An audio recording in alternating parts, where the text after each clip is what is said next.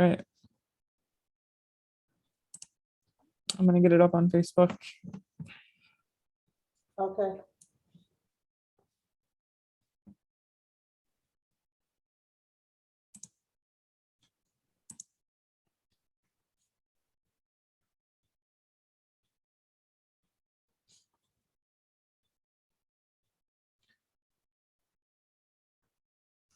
Good afternoon, everyone. I'm putting this on Facebook Live and then giving people a minute to sign in, and then we'll get started.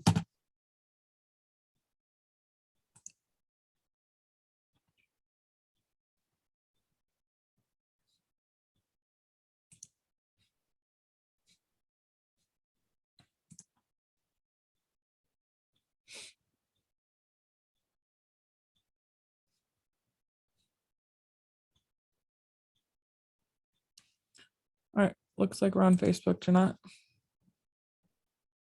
Okay. I shared.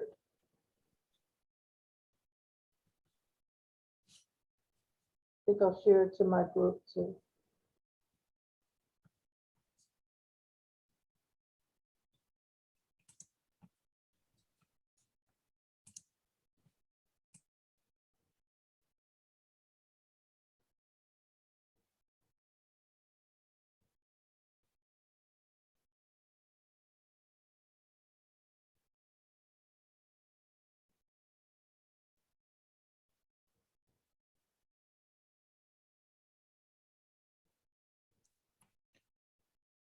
All good?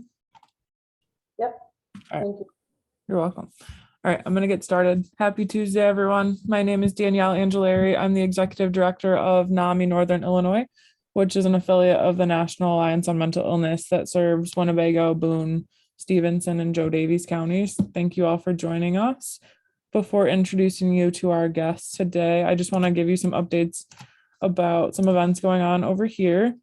So we're amidst Mental Health Month, and we hope that you're following along with our 31-day mental health challenge, which is a series of daily tasks to bring your brain health to the forefront of your thoughts, even just to do one good thing for your mind every day. So does everyone here like music? Because today's challenge is to create an emergency playlist for when you need that emotional uplift. Positive emotions tend to dominate musical experiences. Pleasurable music may lead to the release of neurotransmitters associated with reward, such as dopamine. Listening to music is an easy way to alter mood or relieve stress, and people use music in everyday lives to regulate, enhance, and diminish undesirable emotional states. And we hope you continue to follow these challenges on Facebook or on our website. Next Tuesday, May 24th at noon, we will have our next community education program on park prescription programs with Ann Wasser, who is the executive director of Severson Dells.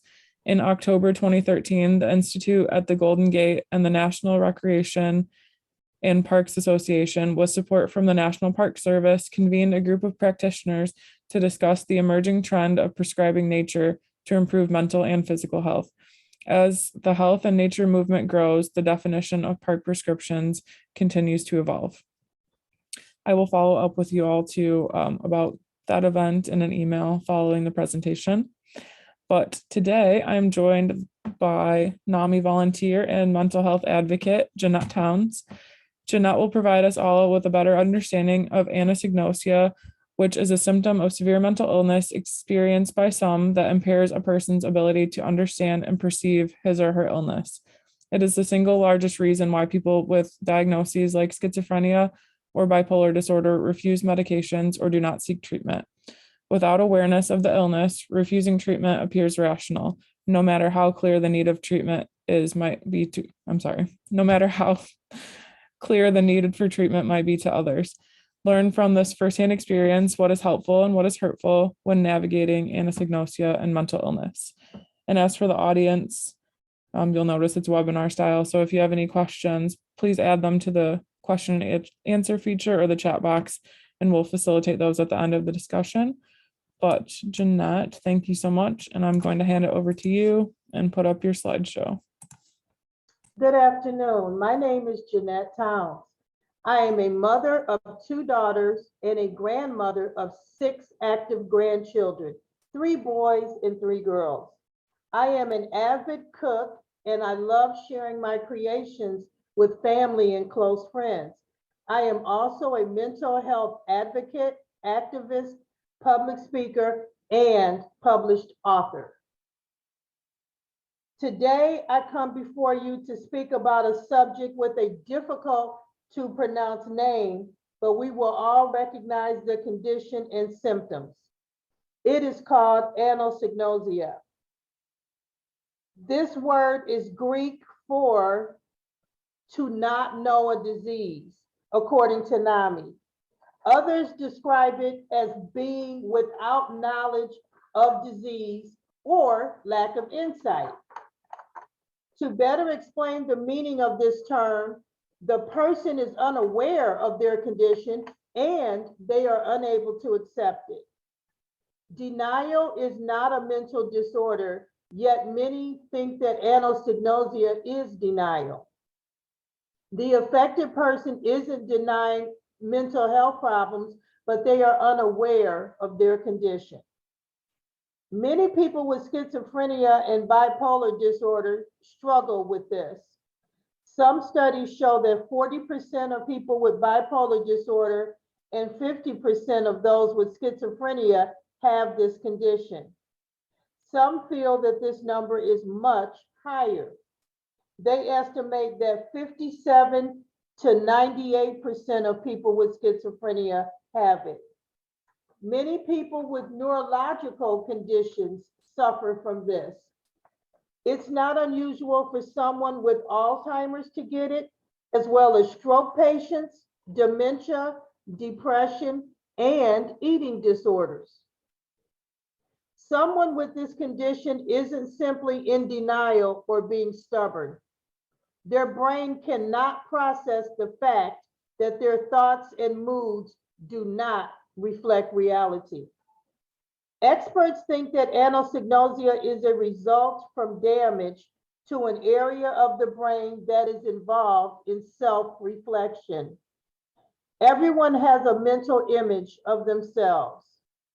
The brain's frontal lobe is constantly updating new info, and it is an ongoing and complex process. When your brain's frontal lobe is damaged, which happens with those with bipolar and schizophrenia, you can no longer properly update your self-image. This condition isn't always all or nothing. Some people only partially lose the ability to see themselves clearly, or it can come and go. Excuse me. That aspect can be confusing to their friends and loved ones. It's very difficult to understand why someone seems to fully understand their condition one moment and then claim they're perfectly healthy the next, even though objective evidence shows they aren't.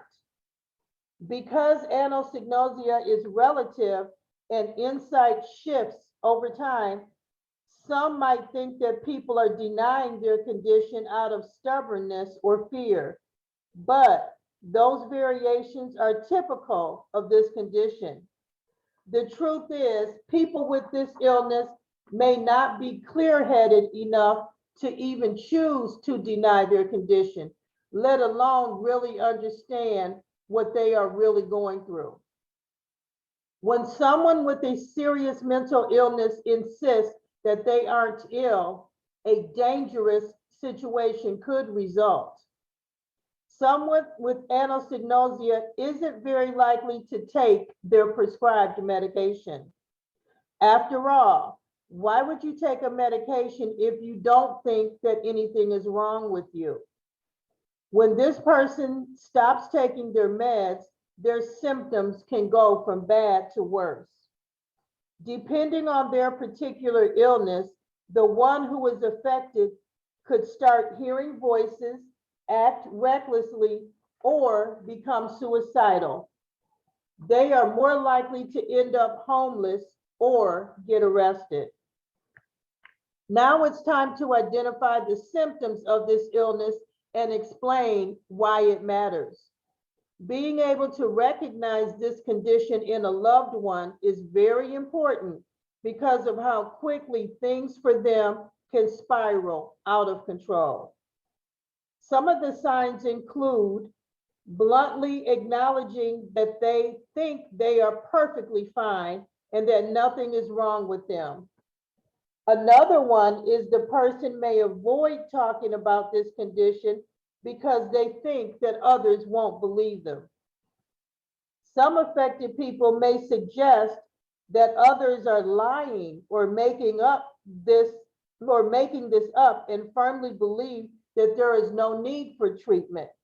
Still others may become frustrated or confused when people contradict what they believe to be true. They may miss appointments and treatments with the doctor or the therapist. One may skip or forget to take their meds. Lastly, the individual may acknowledge some symptoms of their condition while denying others. These reasons make it important to communicate with your loved one. At this juncture, let's remember that anosognosia is not a defense mechanism. Denial is the mind's clever way of protecting you against distress until you are ready to handle a difficult situation. While someone is in denial, they may take in info but minimize, dismiss, or avoid it in order to feel safe. You can work through it, and you're likely to step out of it when confronted with evidence or facts. The difference with anosognosia is that it is a neurological symptom that may be caused by anatomical, functional, or structural changes in the brain. There are challenges that may come from this condition that directly impact long-term outcomes of a mental health condition. Most have a harder time following a treatment plan. If you are aware of this condition, then you are more likely to have a positive outcome in several key areas. These include the ability to gain employment, improve social functioning, and increased remission of symptoms. Still others may see a lowered frequency of symptoms returning and a reduced possibility of harm towards themselves and others. Studies show that some suffering with this condition are much more likely to utilize emergency services and have involuntary hospitalizations compared to those who are aware of their condition. There is another fact that says that it is much more difficult to bond with a therapist, which negatively impacts treatment progress. You may want to document incidents and symptoms that you noticed in your loved one in order to discuss these with a health professional. It is not suggested that you confront your loved one with these facts, as they may become agitated or upset if you do. Just remember that impaired insight is not a personal choice. Please operate from a stance of compassion as if they have diabetes or cancer, because it is not up to your loved one to heal from one moment to the next.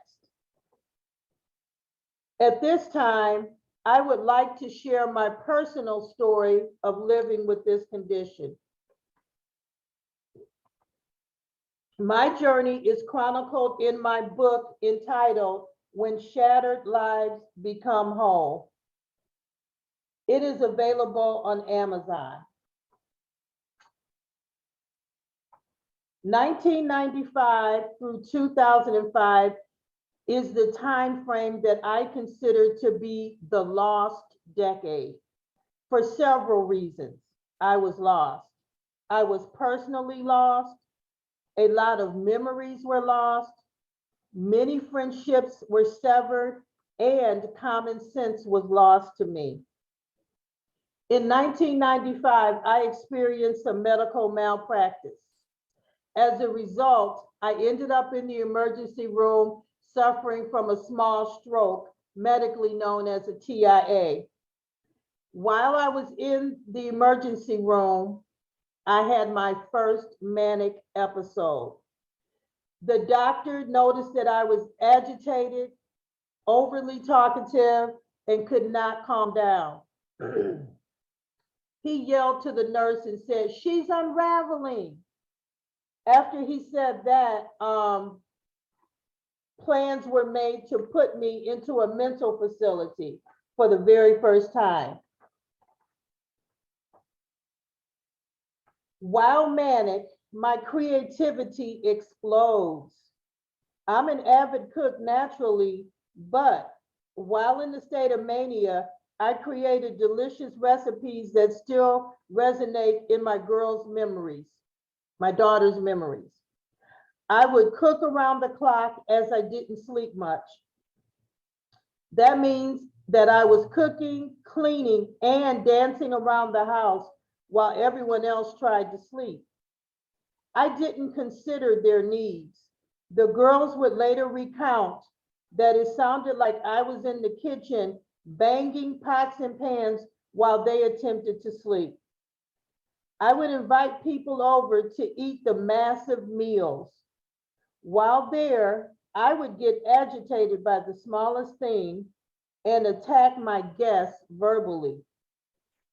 Not only would I start a confrontation, but I would follow them out into the parking lot and continue to yell at them.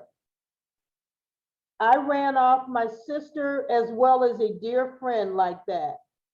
They were left stunned and horrified. My sister feared that I was going to run her over with my car. I was unable to hold a job during this period in my life. Some jobs lasted only days or weeks. On one occasion, I was employed at a high school in another state. I worked with physically and mentally challenged students. One day, I decided to bring a whole raw chicken to work along with foods to complete a meal. I actually thought it would be a good idea to teach the students to cook in the home economics room. What was I thinking? I wasn't the one who developed the lesson plans. By the end of the day, I was asked to go to the office. The principal typed up a letter of resignation and made me sign it. I was fired. Once I made a decision to go to a boat and gamble with a man that I barely knew. I told him I needed money to move out and get my own apartment. He promised to win me the money needed for my apartment. I took my debit card and I kept making withdrawals every so often at his request. He was playing blackjack while I was occupied at the slot machines. I had no knowledge on how to gamble. He kept blowing through the money I gave him. I kept playing the slots. After a few hours of this, I depleted my family's entire bank account. I was afraid to return home that night. So I returned home the following morning only to discover my spouse had closed that bank account and opened up another one in his name only. He had to protect the family finances because I was out of control. I began to hang out on the streets with unsavory characters on a daily basis. I would leave home early in the morning and make my way downtown. I met a whole new set of people living a lifestyle I was not accustomed to. They were homeless, drug dealers, and some were drug addicted. Most were repeat felons. I was instantly accepted into that crowd. I hung out all day, ate lunch and sometimes dinner at the homeless shelter and we walked around in large groups. The circuit was a few blocks. It included the shelter, bus station, across from the police station, a restaurant, a hotel, and the library. I was a fresh face and fun to be around. I learned to smoke cigarettes at that time. Hanging out downtown appealed to me so much that I left my family to be homeless by choice a few times. My father caught wind of my activities. He would drive around my haunts almost daily until he found me. The thought of his youngest daughter living on the streets was too much for him to bear. He would make sure I always had a hotel or motel to sleep in each night.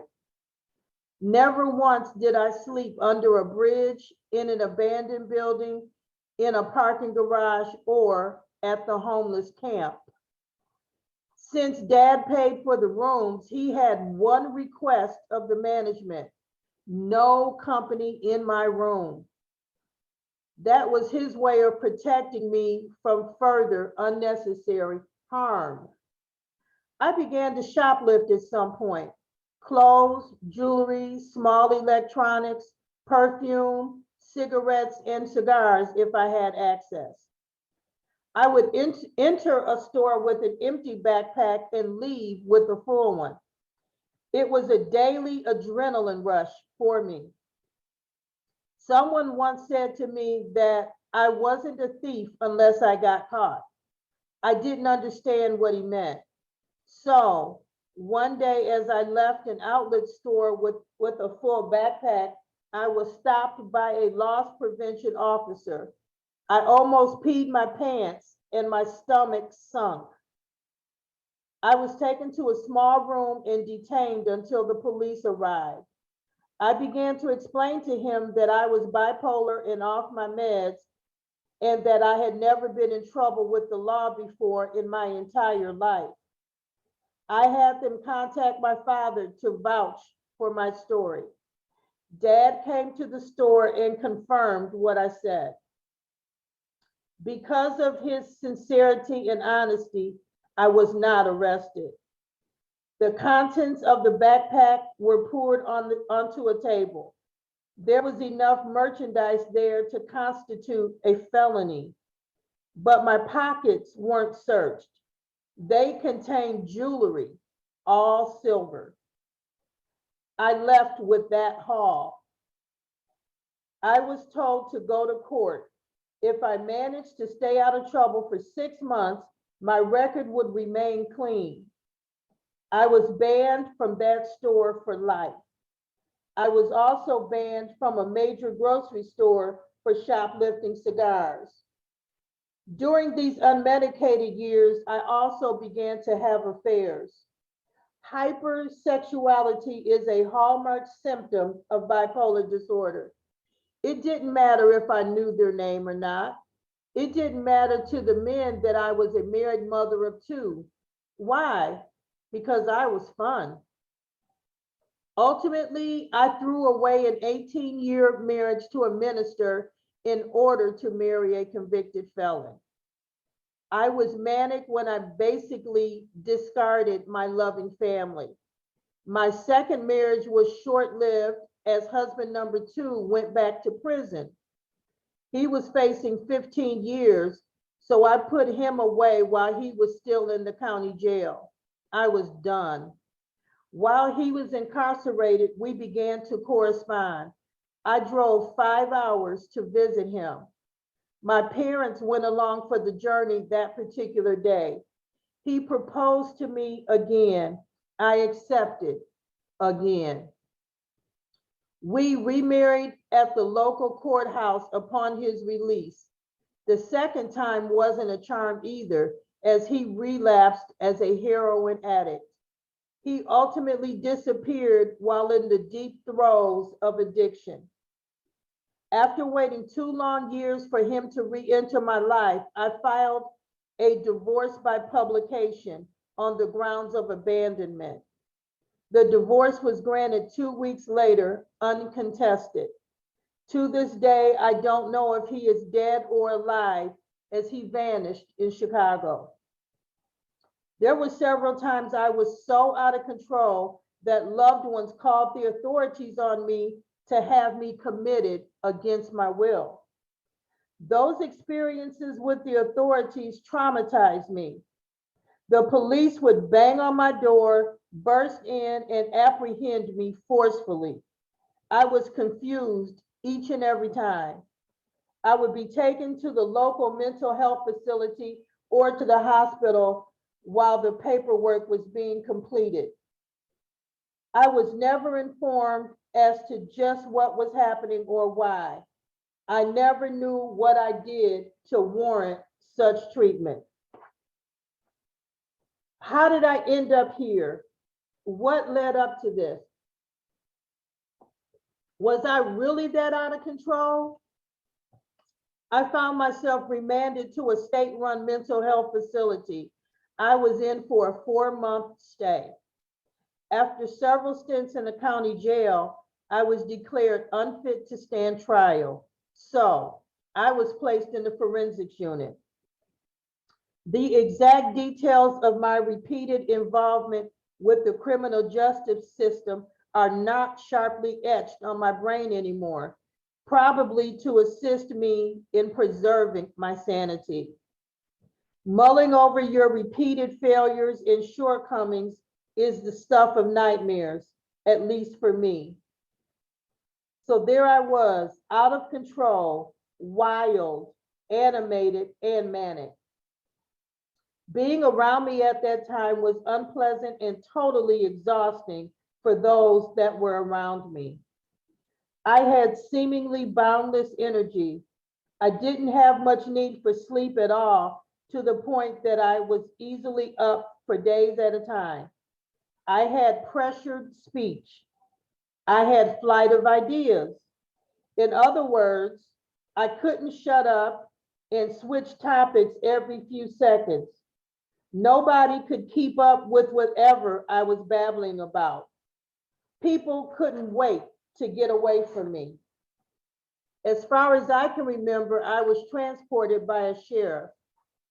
The ride from my hometown took about 1.5 hours. I pity the law enforcement officer that had the task of having to be my captive audience. What did I talk about? Did he answer me? Probably not, because I was in my own world. Once at the state-run facility, I was assessed. Wow, there were red flags everywhere. It was quickly determined that I was in the right place and that I would be there for a while. The immediate goal was to get me on the right meds and quiet me down. I was agitated and defiant. I thought that this whole thing was a mistake and that the staff was crazy. My mind felt sharp and keen, like I was definitely the smartest person in the room. I was determined to swiftly prove the experts wrong and get out of there ASAP, but that was not to be. My unit consisted of a caring, attentive, and mostly African-American staff. They were calm in demeanor as well as patient with me. It was difficult to ruffle their feathers as they had seen my kind so many times before. I saw the doctor to prescribe the meds to combat my heightened mania. I didn't agree that I needed meds, but compliance meant that my charges would be dropped and all my brushes with the law would disappear. That was my motivation. I agreed to begin the process. The particular medicine I was to start on came in a dose that ranged from 2 milligrams to 30 milligrams. It's common to start at a low dose to see if it's well tolerated and then work your way up until the desired outcome is obtained. Not so in my case. I was started on at the highest dose. It felt like I was given a horse tranquilizer. I immediately became sluggish, sedated, dizzy, and drowsy. At the same time, I was supposed to be exercising. Not a good combination for me. As I walked around the track for the first time, I was stumbling and I almost passed out. I needed assistance to return to my unit. What type of ladies were housed on this particular unit? Murderers, women who killed their own children. Because it was a forensics unit, the crimes ranged from misdemeanors to felonies committed while mentally ill or experiencing an episode of some sort. Some were pretrial and others were sentenced for an indeterminate period of time. So the ward was home for some of the offenders. Everyone wore a badge, staff as well as patients. So for me, it was difficult to distinguish who was who. There was one lady in particular who walked around with an air of importance about her. I surmised that she was a physician. Turns out she murdered her two sons while they played video games. And yes, she used to be a doctor. The rooms were bare. The brick walls were painted. Some rooms were dorm style and others were built for two. The unit housed approximately 30 women. It wasn't chaotic like the county jail. People were orderly in the common areas and at mealtime. There were several TVs available to watch. We were allowed to listen to music if headphones were used. Snack time was at 2:30 p.m. daily. Loved ones could supply you with microwave popcorn or whatever snack you liked. Smoking was allowed on the back patio. It was a remarkably smooth operation.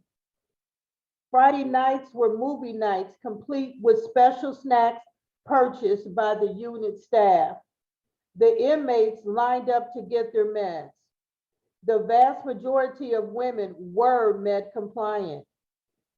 The ones who weren't stuck out with the appearance of mania or profound depression. The staff quickly took note that I was over-medicated. This was reported to the doctor. Different doses were tried until I was stabilized. I was able to function better. I had appointments with the doctors. I attended classes, exercised, and socialized. All the while I was improving slowly and didn't recognize it. I really was in the right place after all. Being there ended up being life-changing as well as life-altering for my mental health.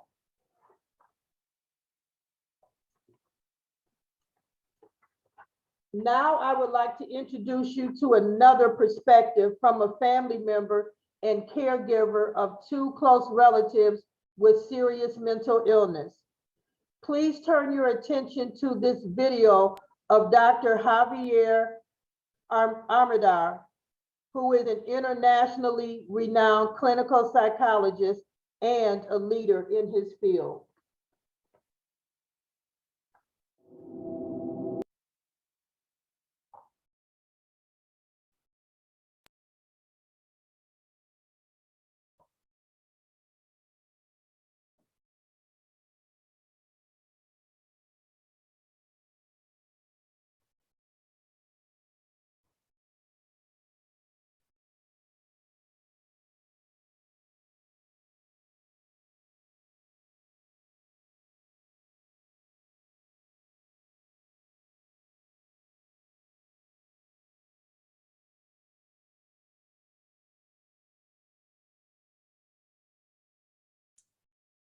These psychotic illnesses. We're talking about neurodevelopmental disorder. One sec, guys.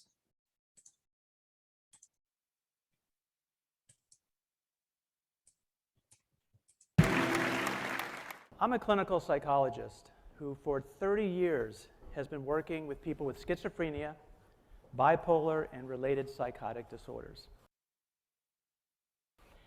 Now, some people still think schizophrenia is split personality. I think it's worth taking a moment.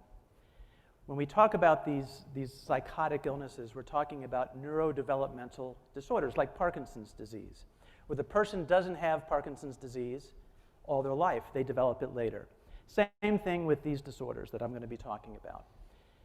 The other thing is, I think, a word about psychosis. What is it? It's really a couple of symptoms that we see most often: false perceptions, hallucinations, hearing things, hearing voices, seeing things that aren't there, and having delusions. I'm not talking about political opinions. I'm talking about fixed false beliefs. Sometimes they're bizarre. There's an alien implant in my brain. Or sometimes they're not so bizarre. My wife is having an affair on me. For many years, I worked as a clinician trying to help people with schizophrenia, bipolar, and related disorders. And I heard over and over again, I'm not sick, I don't need your help. You're the crazy one, not me. And as it turns out, about half of all people with these illnesses do not take medications that have, from the view of other people, helped them. So what is this problem? What are the lessons that we learned? And when I say we, I'm talking now about my colleagues at Columbia University, where I worked for 2 decades doing research. What we uncovered were 2 main lessons I want to share with you today. First, it's typically not denial when someone says, I'm not sick, for months, years, and even decades. And 2, the way we were speaking to our patients was making things worse, far worse. So let me start at the beginning. The beginning really starts with my brother Henry, who developed schizophrenia back when I was 21 years old. This is a picture of Henry and myself after we had immigrated from Cuba. This was on the heels of the Cuban Revolution. That's me driving the car and Henry looking through the window. Henry was much more than a brother. He was a father. He was, as I said at his eulogy, Henry was my rock. He really was a mature, responsible person. Now, why am I telling you this? Because the story of this research is all about relationships and what happens between family members and healthcare professionals who are trying to help people with these serious mental illnesses. 20 years after this picture was taken, my brother developed schizophrenia. He heard voices, the voice of the devil, out loud, just like you can hear my voice. Now, he didn't think I have a problem, I'm going to go see a doctor. He thought it was the devil. He had delusions. Our mother was in cahoots with the devil. Her eyes were laser beams. This is where it got a little bit bizarre. And she was actually cutting him, lacerating him. He tried to show me the wounds. Of course, there were no wounds. For a week, I argued with my brother. I begged him to go to the hospital. At first, I gently explained to him, Henry, you're not thinking straight. Something's clearly wrong. For a while, I thought he might be on drugs. That wasn't the issue. After a week of gentle persuasion, it turned into harsh confrontation, accusing him of being immature, irresponsible, not caring about our poor mother. Hasn't she been through enough? Trying to make him feel guilty. I got him into the hospital like many, many families. Millions, at least 3.5, 4 million families in America have been through this experience. I had to call the police. And he was involuntarily admitted to the hospital. Over the course of a month, and you know, don't faint, but back then, in the 1980s, people could stay in the hospital for that long. He got better. Antipsychotic medications eliminated the hallucinations, eliminated the delusions, and he promised he would take this medication. I came home. Where did I find it? In the trash can. And what followed was 7 years of my brother and I butting heads. Me telling him, you're ill, you need help, please get help. Him saying, no, I'm not, nothing's wrong with me. And what did our relationship look like? Like this. Him running away from me and running away from all the people who were trying to help him. Not much of a relationship. He was homeless for a while. He was picked up by the police a lot, never broke laws, thankfully. During that same time, I was being trained as a clinical psychologist, and I picked up some gems. And probably the most important tool I picked up was not from a psychiatrist or psychologist. It was from Albert Einstein. It was the definition of insanity. I was doing the same thing over and over and over again for 7 years, While he was running away from me, he was being involuntarily admitted, almost 30 hospitalizations. While I argued with him, Henry, you're sick, you need help, please get help. Over and over again, expecting a different result. I called my brother, we had a conversation, we got together. I promised him I would never again tell him he was mentally ill. This is after 7 years of trying to convince him. And I also did some other things I'm going to tell you about that are based in the research my colleagues and I have done. Our relationship changed dramatically. And with that, he accepted treatment. And in fact, in the next 18 years, our relationship looked like this. This is a picture taken out here. That's my brother on the right. That's me with a Jerry Seinfeld haircut. The way it looked back then. Now, that's not a delusion, me thinking that was cool. That was just style.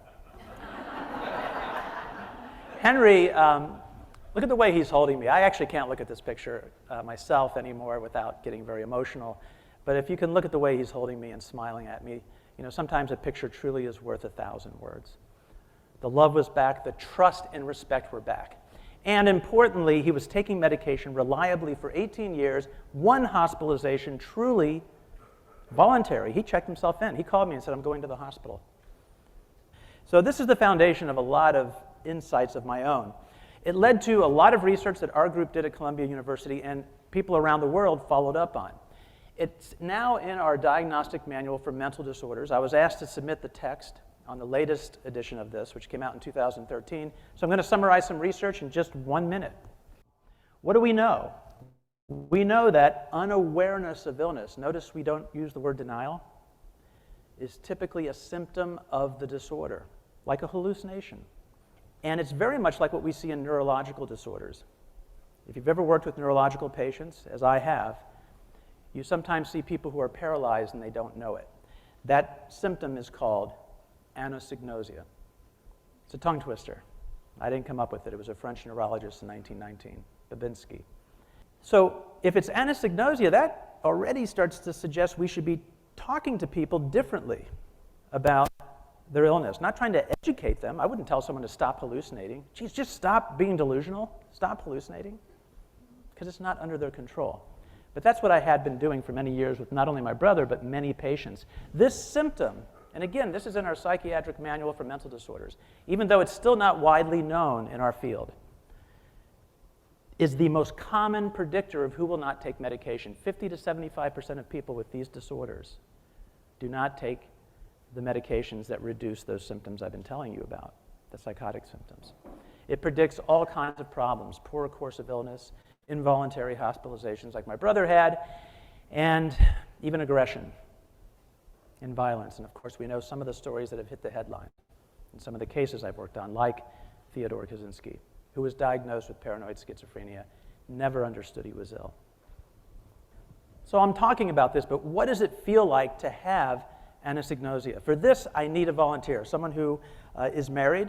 You don't have to be happily married, just married. Could you raise your hand if you're married? Sir, can I ask you to help me right there in the yellow shirt? Sure. What is your first name, sir? Richard. Richard, I'm actually uncomfortable doing this. This is a strange thing I've been asked to do by your family. How long have you been married to your wife? 46 years. 46 years. What's her first name? Eleanor. Eleanor. And where is she? In New York. I've been asked to do an intervention with you. You're not. I have restraining orders backstage. I can bring you back here and show them to you. Eleanor and her husband and family have been stalked by you for at least 20 years, I'm aware of. If I showed you those restraining orders, would that help you to understand? I don't think so. You don't think so? Shh, no laughter, please. Would they convince you? No. Okay. When you leave here, when you go home, where will you go? To my house. To his house. Is that the house Eleanor lives in? When she's here in Orient, yes. Yeah. Well, the neighbors see you, they call the police, and you end up in front of a judge, what's called a diversion court. And the judge says, Richard, I have really almost 10 years of paperwork here on you, on your rap sheet. I understand you have a mental illness. You believe you're married to this woman, Eleanor. You violated the restraining order again by going to her home. Now I'm the judge. I'm going to give you a choice, Richard. You can go to the hospital and we'll adjourn your case of trespassing. And by the way, let me ask you something, Richard. When you went to the house and the police showed up and told you you weren't married to Eleanor, this was not your house, do you think you would resist going with them? In all likelihood. In all likelihood. So I'm the judge again. So Richard, I have also a charge of resisting arrest here. So I'm giving you a choice. You can go to the hospital. We've arranged something here close by and get some psychiatric help, and in 6 months we'll review and maybe dismiss these charges. Or you can go back to jail and we'll have an arraignment on Monday morning. You'll spend the weekend in jail. What would you like to do? What do you think you'll do? Hospital. Hospital. Wonderful choice. So you go to the hospital, they relieve you of your clothing, they put your personals in a plastic bag, then they give you your clothing back, they take your vital signs, they offer you medication. This one here is for the delusions that you have, this one here is for anxiety, and this one here is for side effects. The nurse gives you the cup. What do you do with it? I would take the medication. Okay. How long would you take that medication? If you were there for 2 weeks, would you take it every day? I would. Wonderful. So then they can write a great report to the judge. This patient is adhering to treatment. Let's fast forward now, because they don't let you go back to your home. They want to send you to a group home to be with other mentally ill people. Do you go? Probably not. Probably not. Where do you go instead? Probably not. Probably, if I don't have a home to go to, I'd probably live in my car. 10 years, 5 years go by. You never see Eleanor again. You never see your home again. Do you think you'd come to understand you are not married to her, that you have a mental illness? I believe I would. In 5 years, really? That's all it would take? Did you propose marriage? Yes. That didn't happen. You really think in 5 years you could come to believe that the memory that you're having right now of that proposal never happened? Or the wedding? Do you think you could be really convinced that all of that was just a dream? Probably not. Yeah. Thank you for your help. Can we thank Richard for helping me? Thank you. Real quickly, any emotions that you had as we were doing this? I know it's a role play. Fleeting emotions. Just name one. Resistance. Resistance. How about any anger or fear? Yes. Yes. Okay. Thank you again for your help. Let's thank him again.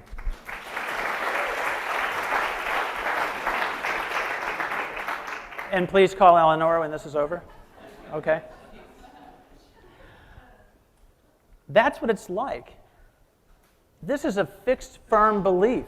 It's concrete, it's solid, it's in Richard's bones. He knows he's married to Eleanor. And that's what it's like for millions of Americans with these serious mental illnesses. So when dealing with somebody who has anosognosia for mental illness, not denial of mental illness, the doctor knows best, or the father or mother knows best, or the little brother in my case, doesn't work. There's no collaboration. Can I expect Richard to be grateful? Were you grateful for my advice? No. Receptive? No. He learned how to go underground like my brother did and accept treatment for a month and maybe longer just to get his freedom back. This is what happens, again, to millions of Americans with these illnesses. Adherence refers to medication adherence, medication compliance. Like, again, 50% of patients, he's very unlikely to take medication. What I can expect, what the research shows us, is that we will get somebody who is fearful, angry, suspicious, demoralized, lonely, and who will not take the medication. So how do I deal with them?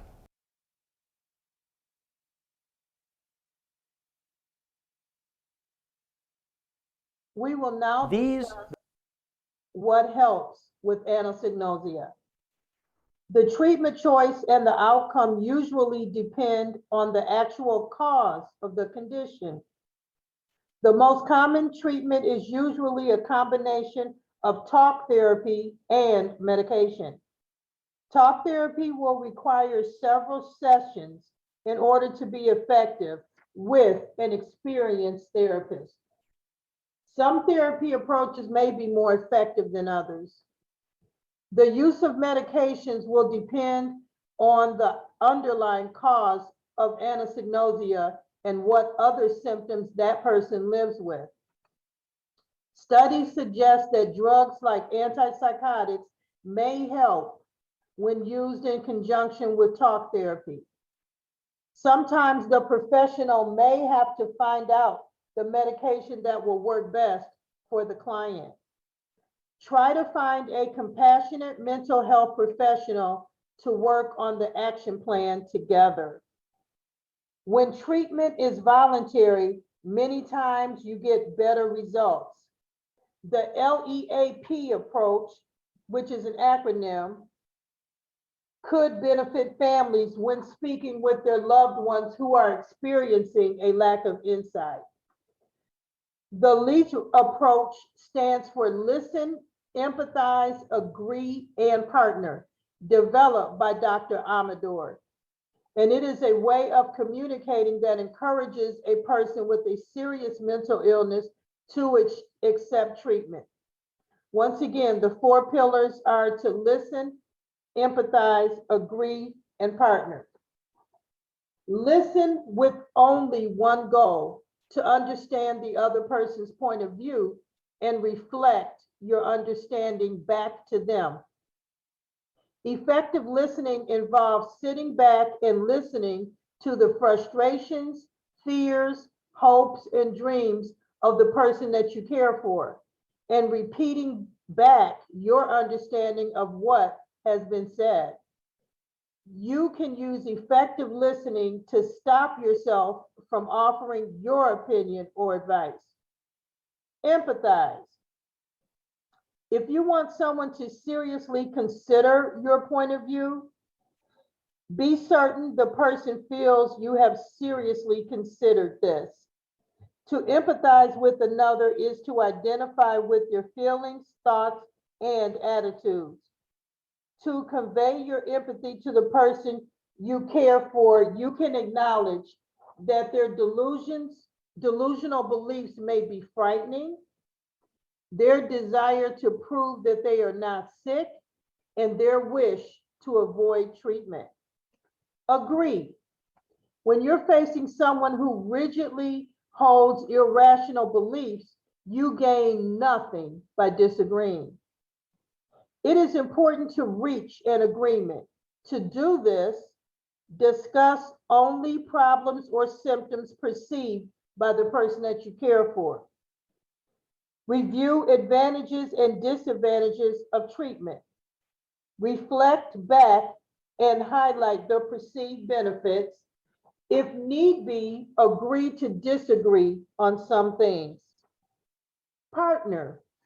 When you share the same goals, you can work together instead of being at odds. You can partner by moving towards goals you both agree can be worked on together. You can also partner by agreeing on goals that challenge the person you care for to step outside of their comfort zone, but are still within their ability to achieve. LEAP method promotes a relationship of mutual respect and trust, and may also improve the likelihood that the loved one will cooperate with treatment. Family members or people who struggle with anosognosia that have tried the LEAP strategies have expressed their gratitude for having useful guidelines to maintain communication and provide support for their loved ones through their journey of recovery. There are times when involuntary treatment may be required if the affected person is too ill to seek treatment for themselves. This topic is complex, but with education, time, patience, and compassion, a solution can be worked out. Thank you for your time and attention. Are there any questions?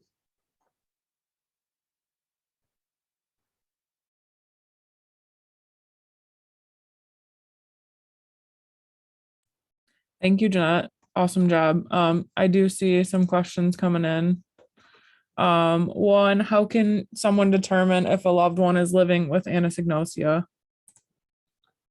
You'll notice a lot of denial and resistance every time you try to come at them and say, I think you have a mental illness.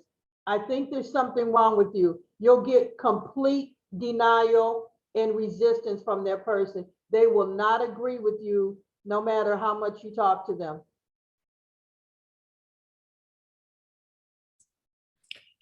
What is the best course of action for someone's support network to take in the event that an individual is experiencing anosognosia? And is there any evidence that including this description of the condition and like a crisis plan for like a RAP crisis plan can help the individual acknowledge when it's occurring? Danielle, I'll let you take that one. So I agree with like the LEAP method that's super important to get to that point of partnership. But I believe the more education, the better, right? And if I don't know exactly if including the condition in the RAP plan would help, but I think that's a good first step. Do you agree, Jeanette? Yes, I do. Thank you for that. Okay.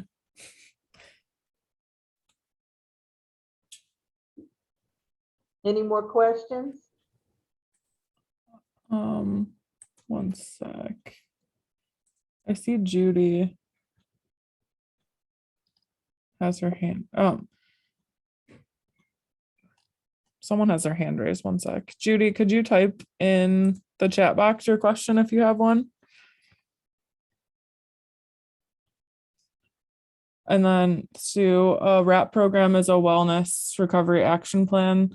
So taking time to establish a safety plan for if you notice you're becoming symptomatic, kind of like safe places, safe people, who to call when you need help, etc. Medications.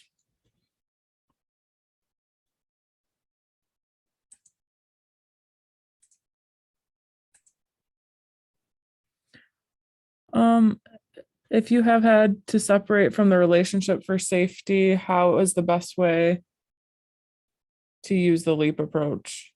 Or what is the best way to interact? What did they say if you have to separate? Yeah, if you had to separate from the relationship with your loved one that might be ill. I would make sure that they have a safe support group that will assist them and help them and make sure that they get the help that they need. There are times when family needs to take some space, get some space from each other. I know that happened to me countless times. I actually lost whole groups of friends because they needed space for me. And I had family members that just really stayed in the background. But then there was my dad who always made sure that I got the help that I needed. Thank you for that question.